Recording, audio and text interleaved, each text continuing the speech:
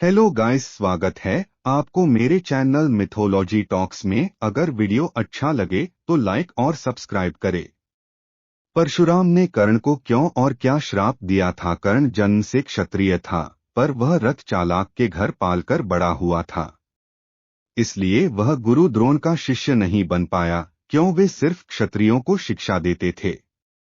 फिर कर्ण एक नकली जनेऊ पहनकर महान गुरु परशुराम के पास गया, जो ब्राह्मणों को शिक्षा देते थे। लेकिन जब कर्ण की सच्चाई परशुराम को पता चली को इसका नतीजा कर्ण को भुगतना पड़ा।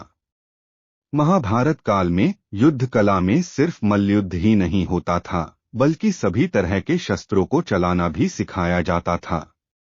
इसमें खास रूप से तीरंदाजी पर जोर दिया जाता था। कर्ण जानता था कि परशुराम सिर्फ ब्राह्मणों को अपने शिष्य के रूप में स्वीकार करेंगे।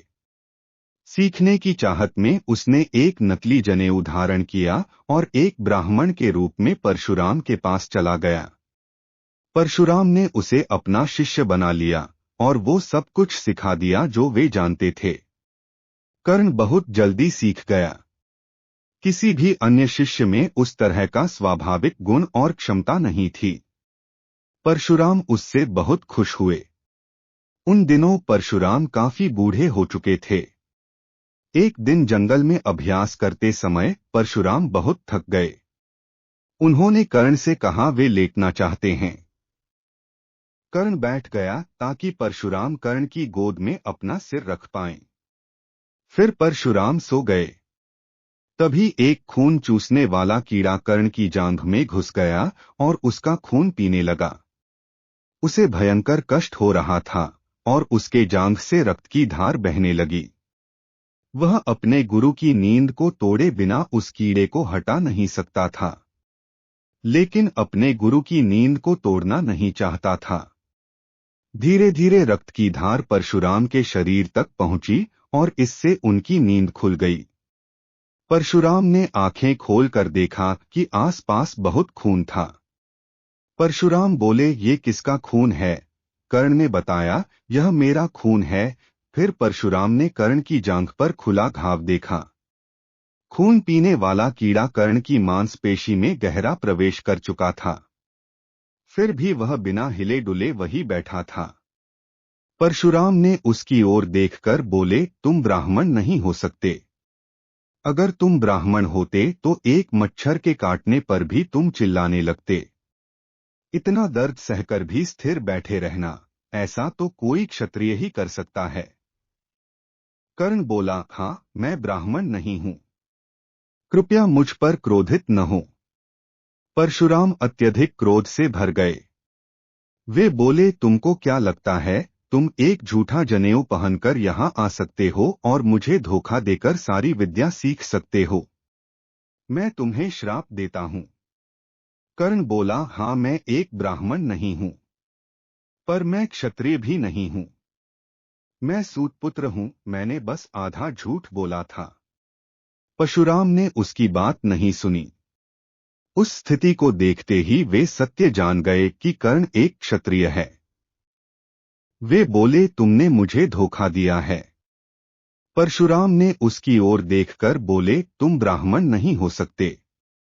अगर तुम ब्राह्मण होते तो एक मच्छर के काटने पर भी तुम चिल्लाने लगते।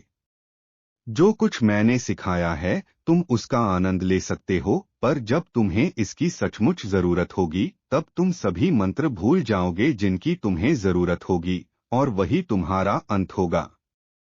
कर्ण उनके पैरों में गिरकर दया की भीख मांगने लगा। वह बोला, कृपया ऐसा मत कीजिए। मैं आपको धोखा देने की नीयत से नहीं आया था। बस मैं सीखने के लिए बेचैन था और कोई भी सिखाने के लिए तैयार नहीं था।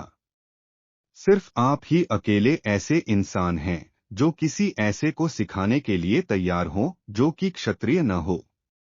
परशुराम का गुस्सा ठंडा हो गया। वे बोले, लेकिन फिर भी तुमने झूठ बोला। तुम्हें अपनी स्थिति मुझे बतानी चाहिए थी। तुमको मुझसे बात करनी चाहिए थी, पर तुम्हें कभी झूठ नहीं बोलना चाहिए था। मैं श्राप वापस नहीं ले सकता। पर मैं देख सकता हूं कि तुम्हारी महत्वाकांक्षा राजपाट पाने या शक्तिशाली होने की नहीं है। उसे तीर के निशाने पर लगने की आवाज सुनाई दी। वह मांस से अपनी भूख को शांत करने की कल्पना करने लगा। पर झाड़ियों में जाने के बाद उसे पता चला कि वह तो एक गाय थी। तुम सिर्फ यश चाहते हो और तुम्हें यश मिलेगा। लोग हमेशा तुम्हें एक यशस्वी योद्धा की तरह याद करेंगे, पर तुम्हारे पास कभी शक्ति या साम्राज्य नहीं होगा और तुम कभी महानतम धनुर्धर के रूप में भी नहीं जाने जाओगे। पर तुम्हारा यश हमेशा बना रहेगा, जो कि तुम्हारी चाहत भी है। इस श्राप को लेकर कर्ण भटकता रहा। वह शिक्षा पाकर खुश था, खुद के सामर्थ्य को लेकर भी बहुत खुश था, पर वह इसे कहीं प्रदर्शित नहीं कर सकता था, क्योंकि सिर्फ क्षत्रिय ही युद्ध या प्रतियोगिता में भाग ले सकते थे।